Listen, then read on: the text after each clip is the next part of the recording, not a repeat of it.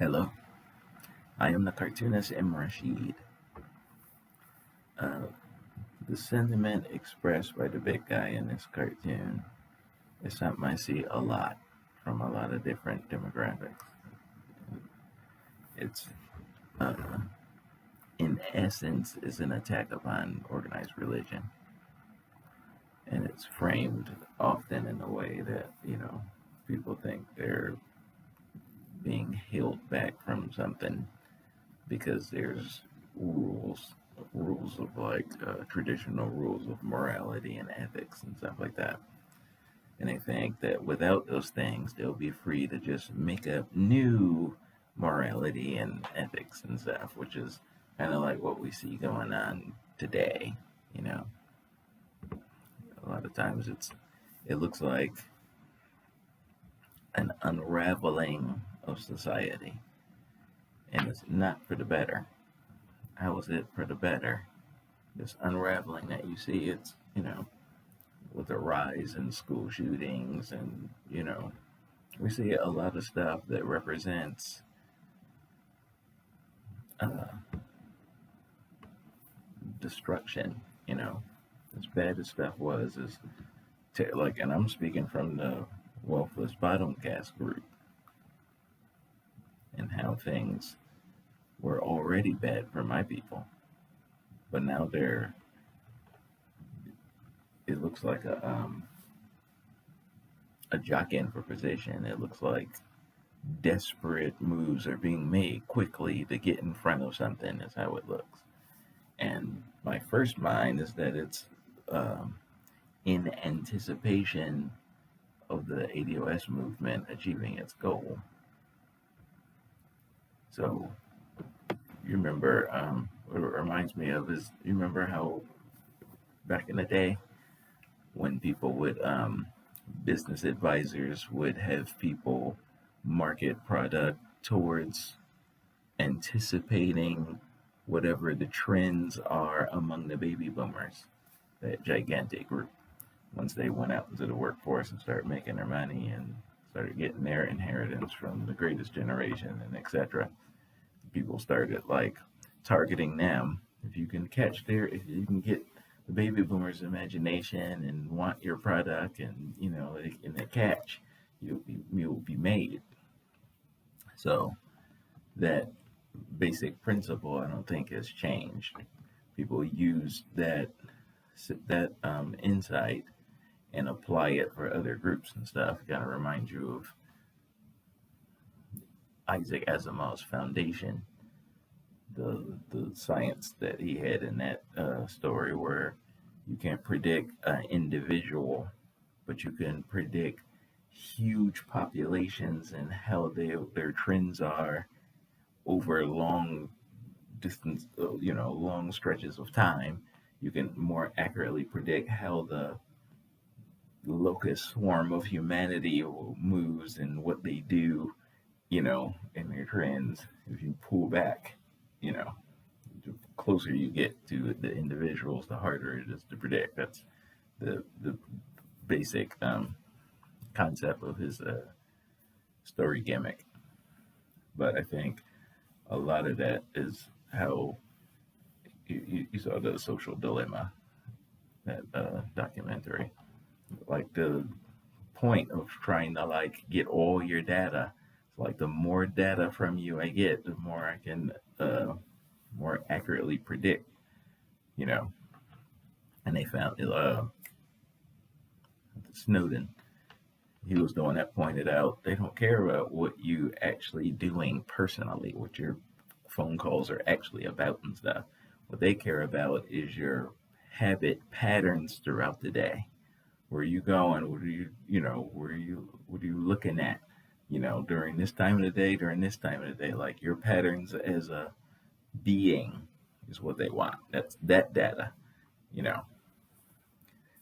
So groups of people, if you can, I know I poo-pooed the idea of flippantly dismissing my reparations, framing it through Chappelle show skit, well, they'll just blow it all, but there's an aspect of a group of people's spending habits combined with social engineering layers that have already been established for this control group. You know, if you get these windfalls and then they do it, you know, like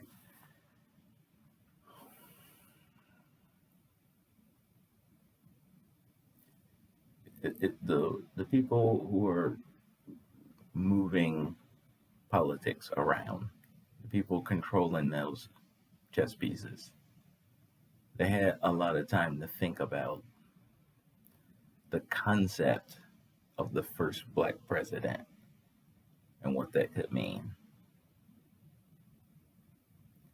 So the people with the unlimited deep pockets, with teams of people whose job it is to put these think tanks together and come up, you know what I mean?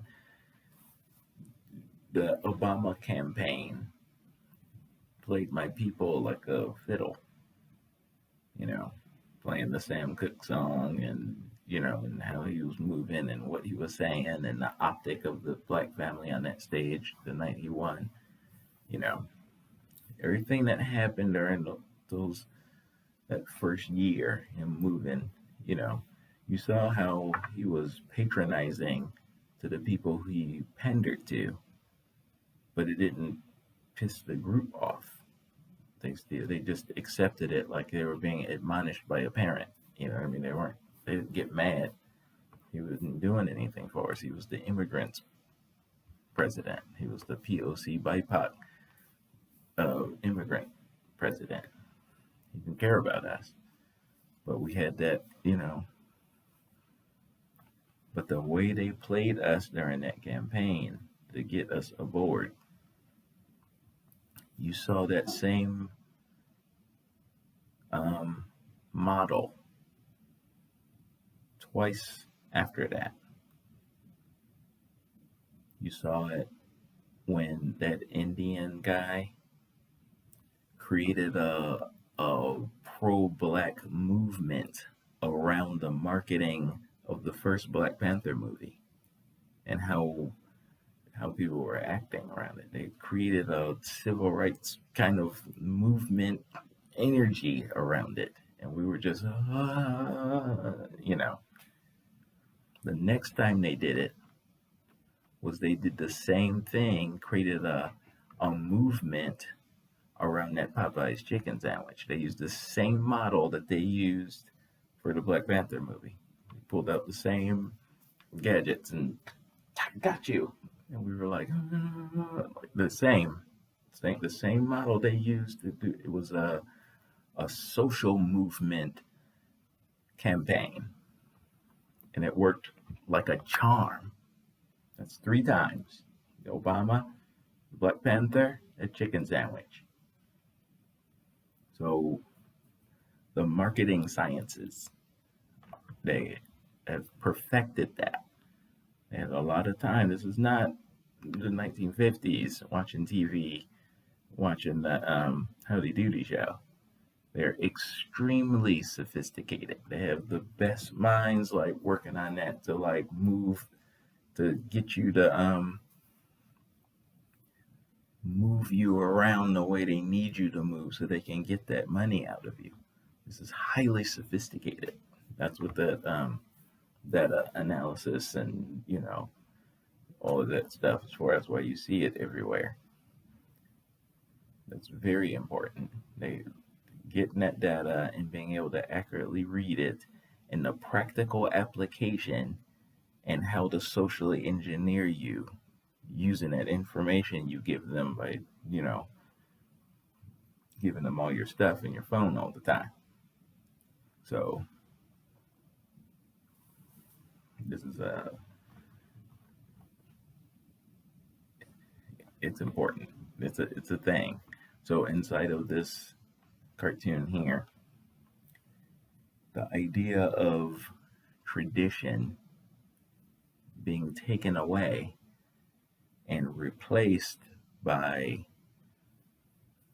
synthetic plastic morals and ethics, or the idea that we don't need any of that at all.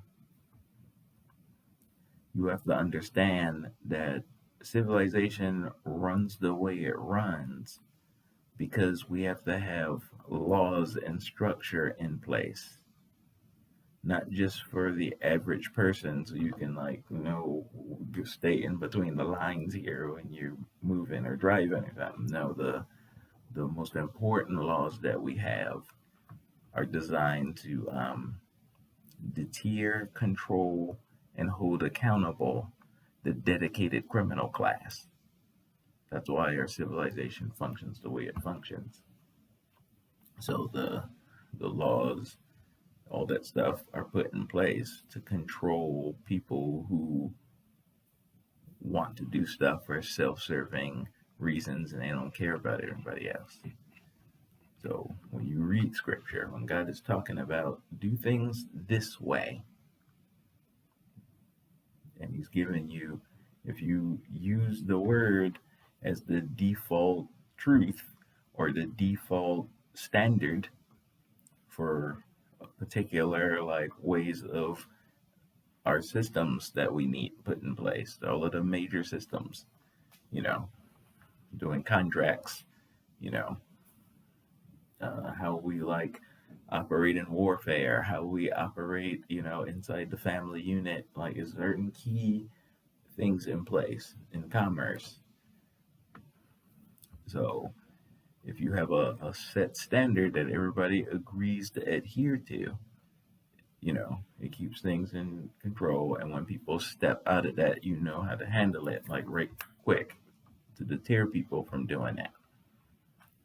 If everybody is just free to do whatever they want, then that means the criminal class will take over your society. That's what that means. You're inviting the criminal class to rule. If you don't have tradition, if you don't have your laws, if you don't have,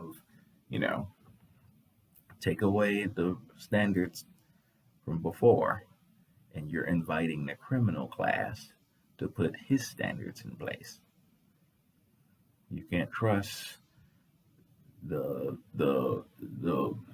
most influential bodies among us have already proven that they're a failed people. These are failed leaders. They've already proven that time and time and time again. They proved it back in the 20th century, but they kept letting us down over and over again. I counted on you to do the right thing, and your response was to assassinate all my leaders. I counted on you to do the right thing, and your response was to infiltrate and disband all my most effective organizations. I counted on you to do the right thing, and you socially engineered the people to believe that what was bad is good and what was good was bad. That's what I'm dealing with in modern society. So anybody who is so uninsightful and unwise as to say we don't need tradition, we don't need the morals and ethics and stuff that got us to where we are, instead of looking back and seeing where did we go wrong? Was it our morals and ethics and stuff that went wrong? Or was it us allowing the criminal class to do whatever they wanted to do is where we went wrong?